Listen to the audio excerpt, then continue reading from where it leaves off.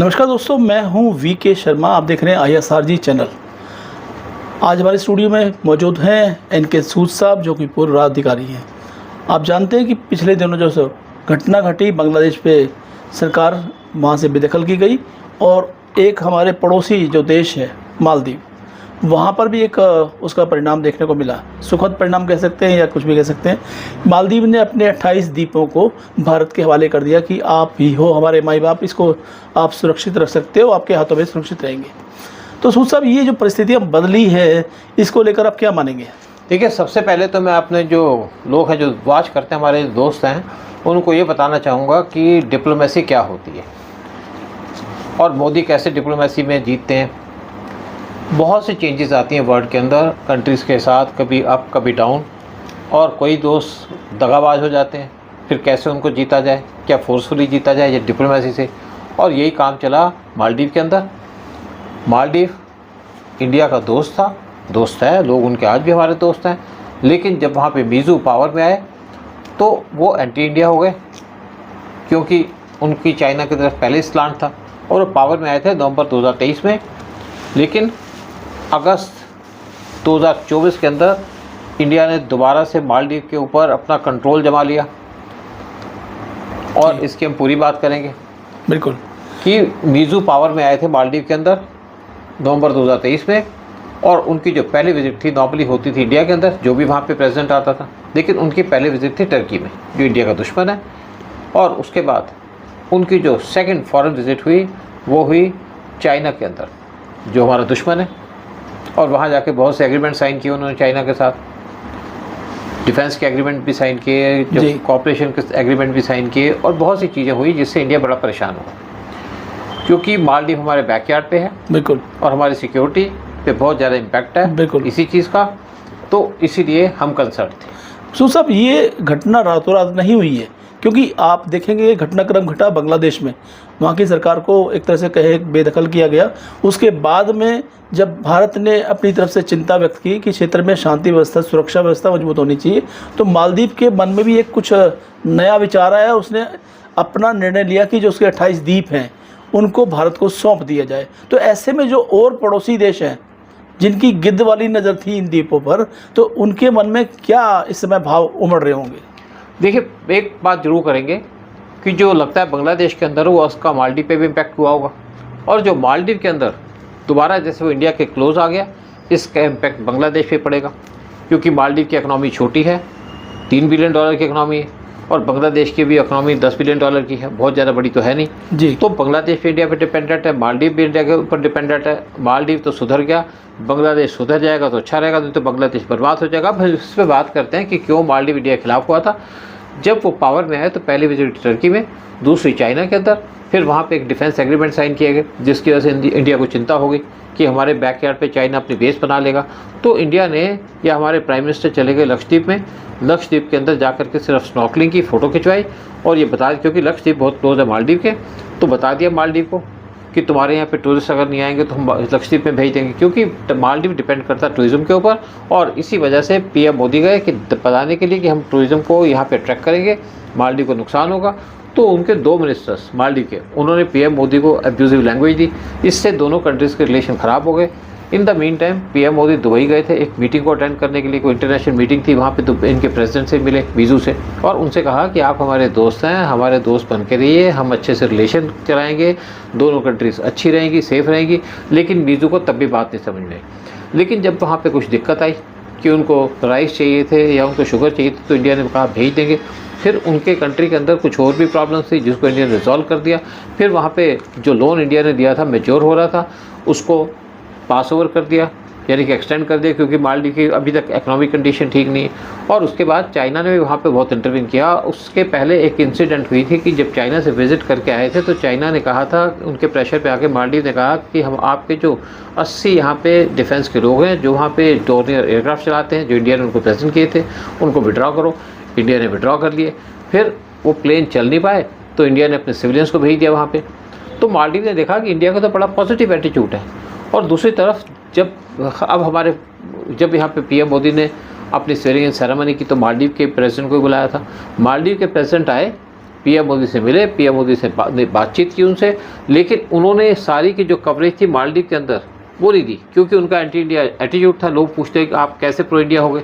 लेकिन उसके बाद अब एस जयशंकर 3 दिन की विजिट पे गए मालदीव के अंदर, अगस्त 10 से अगस्त 12, और वहाँ पे कुछ एग्रीमेंट साइन हुए कि वो 28 उनके जो आइलैंड्स हैं जी, उनके ऊपर जो सीवेज का काम है या बाकी जो सिविल काम है वो इंडिया को दे रहा है। तो एक तरफ से इंडिया की दोबारा से एंट्री हो गई मालदीव के अंदर, और एक बड़ी अच्छी बात है इंडिया के लिए। और दूसरी तरफ क्योंकि उनके वहाँ पे जो इंडियन टूरिस्ट थे वो जाने बंद हो गए थे जी। वो जब जाने बंद हो गए तो इंडिया ने, क्योंकि पीएम मोदी ने जब गाली दी तो हमारे टूरिस्ट ने जाना बंद कर दिया। और सबसे ज़्यादा टूरिस्ट जाते थे इंडियंस मालदीव के अंदर, 2 लाख से ऊपर टूरिस्ट जाते थे हर एक साल। तो इंडिया के जो टूरिस्ट थे उन्होंने श्रीलंका जाना शुरू कर दिया, मालदीव के अंदर, लक्षद्वीप के अंदर जाना शुरू कर दिया। इवन रशिया के टूरिस्ट उन्होंने भी इंडिया के कहने पे जाना शुरू कर दिया श्रीलंका के अंदर। तो मालदीव की इकनॉमी चरमरा गई और अब वो चिंता में भी हो गया। उन्होंने बहुत अपील की लेकिन इंडिया से कोई रिस्पॉन्ड नहीं दिया, और इसलिए मालदीव को लगा कि ये भी एक बड़ा इंपॉर्टेंट काम है कि हमारे पास टूरिस्ट आते रहे। और अब जो एस जयशंकर गए वहाँ पे एग्रीमेंट साइन हुए, और अब मालदीव के साथ में एक और चीज़ भी देखी, जैसे बांग्लादेश के अंदर वहाँ पे गवर्नमेंट गिर गई, एस्टेब्लिश गवर्नमेंट थी वो गिर गई, तो शायद इनको वो भी चिंता लगी होगी कि हमारे यहाँ भी ऐसा कुछ हो सकता है। तो मालदीव के ऊपर मैं कहूँगा कि पीएम मोदी की एक चाणक्य नीति, या एस जयशंकर की चाणक्य नीति, या अजीत डोभाल, क्योंकि 3 लोग हैं जो इन इश्यूज़ को देखते हैं, फॉरेन अफेयर्स को देखते हैं, तो ये एक बहुत अच्छी डेवलपमेंट इंडिया के लिए, क्योंकि हमें चिंता भी थी। एक तरफ मालदीव हमारे यहाँ से निकल गया, अब बांग्लादेश भी निकल गया, तो मालदीव तो वापस आ गया। यानी कि वहाँ पे जो चाइना ने नेवल बेस बनानी थी उसके लिए मालदीव, मुझे नहीं लगता कि अब चाइना को ये परमिशन देगा कि नेवल बेस बनाए। रिलेशंस जैसे मर्जी रखे, उसका कोई फ़र्क नहीं पड़ता। सवाल ये उठता है दूसरा सूर साहब की, जो हमारा पड़ोसी एक और देश है चाइना, उसकी विस्तारवादी जो नीतियां हैं उसके अनुसार उसकी भी गिद्ध वाली निगाहें थी मालदीव पर। तो ऐसे में उसको कितना दर्द हुआ कि उसने जब देखा कि मालदीव ने 28 द्वीप भारत को दे दिए, तो उसको कितना एक तरह से कि सदमा पहुंचा है। देखिए बिल्कुल सदमा पहुंचा है। देखिए क्या है कि हमारे जो नेबरहुड के अंदर, जैसे हमने पहले ही बात की है, चाइना स्ट्रिंग ऑफ पर्ल्स बना रहा था। स्ट्रिंग ऑफ पर्ल्स का मतलब है कि सी के अंदर जगह जगह अपनी बेसिस बना के जो घेर रहा था, यही उसने काम किया था बांग्लादेश के चिटागोंग पोर्ट लेकर के। फिर इनका मोंगला पोर्ट लेना चाहता था, इंडिया ने वहाँ पे मोंगला पोर्ट तो ले लिया और चिटागोंग पोर्ट पे अपनी एंट्री कर दी। उसी तरीके से जो श्रीलंका है वहाँ पे हम्बनटोटा पोर्ट पे उन्होंने कब्जा कर लिया था। तो इंडिया ने चाइना को काउंटर करने के लिए वहाँ पे श्रीलंका को इम्प्रेस किया। जब उनकी माली हालत ख़राब थी तो इंडिया ने पैसा भी दिया, शुगर भी दी, चावल भी भेजे उनको, और साथ में जो मेडिसिन वगैरह थी वो भी भेजी। तो उसकी वजह से इंडिया को उन्होंने अपना मटाला एयरपोर्ट दे दिया, जो हम्बनटोटा पोर्ट के नज़दीक है, 40 किलोमीटर दूर है उससे।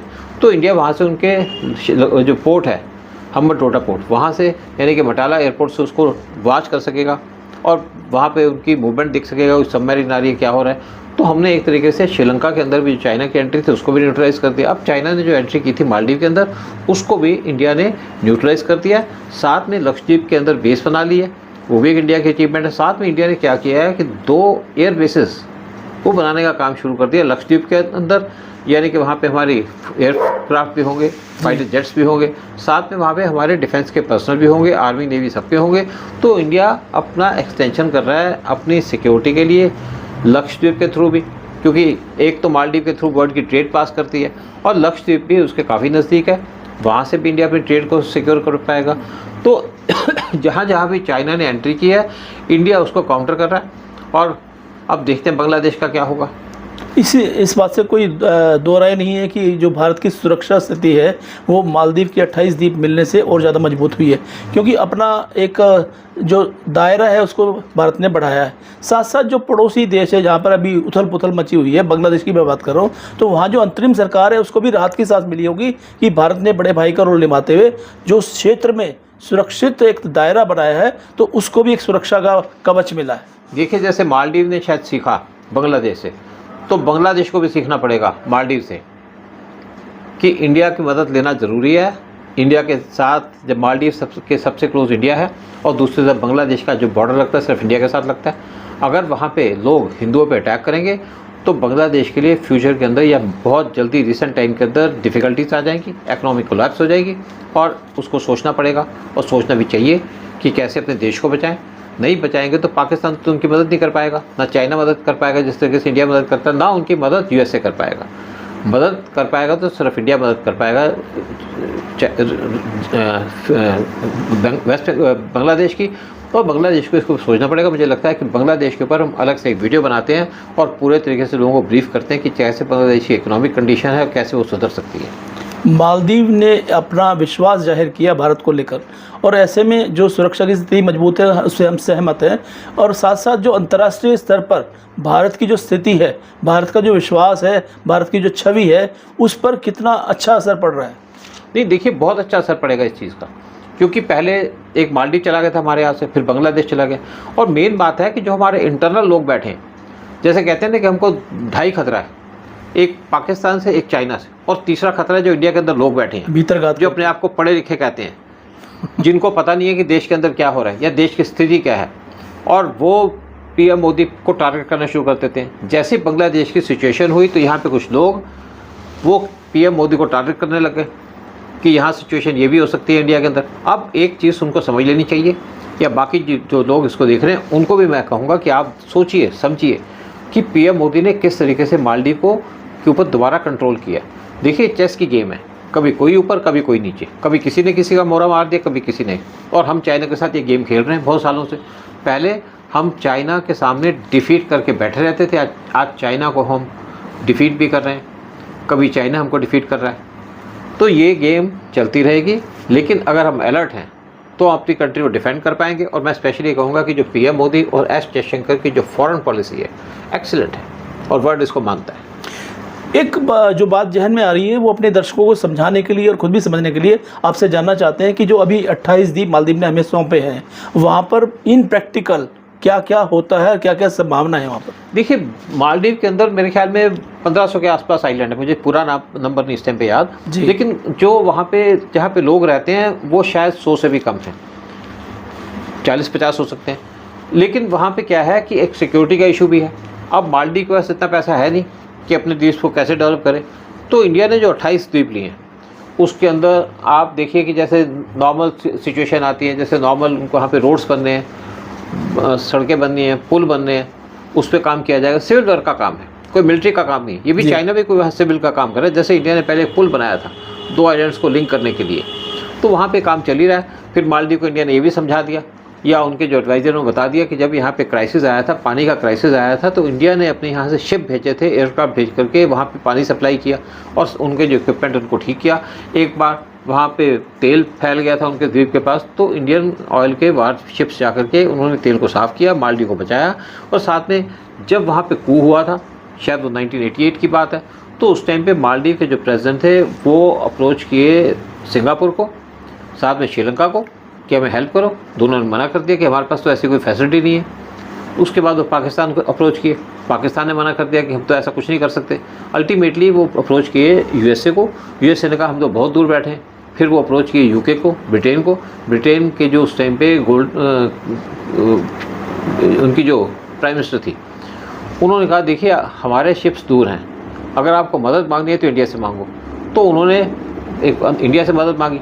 उस टाइम पे राजीव गांधी इंडिया के प्राइम मिनिस्टर थे, तो इमीडिएटली इंडिया ने उनको मदद भेज दी, 200 कमांडो भेज दिए, और जितने भी यहाँ पे लोग आए थे कू करने के लिए, जो श्रीलंका से आए थे, वो वहाँ से भाग गए।